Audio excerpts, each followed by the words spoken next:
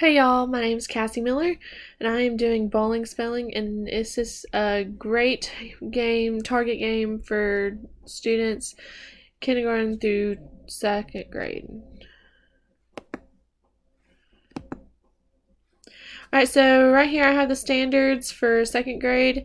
They should be able to throw underhand and overhand, demonstrating correct form with hand and foot placement. They should be able to recognize if they are throwing with too much force to an object. They should be able to recognize and adjust to that. They should be able to engage in PE class to instruction and practice. They should be able to work in class environments. So for this particular game, they will be working in a small group. And then they should be able to identify physical activities that build confidence and activities that are challenging to them. Alright, so here's the game. So they're going to be split off into threes.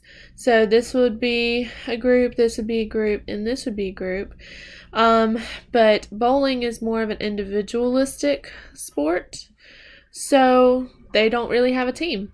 So there will be one ball per group. First person will stand up, they will roll the ball to see how many pins they can knock down. So basically, however many pins they knock down is how many letters they come and get. So if they knock down 3 pins, they come over here and get 3 letters. So the point in this game is for them to be able to spell a word from their vocabulary list from school. So after they roll a ball to the pins, they run, pick up the pins, place them back down. You might want to put some tape on the ground just as a guide for these kids. And then they bring the ball back, come over here and get the letters and bring it back. And the student within a lot amount of time who creates the most words from their vocabulary list wins.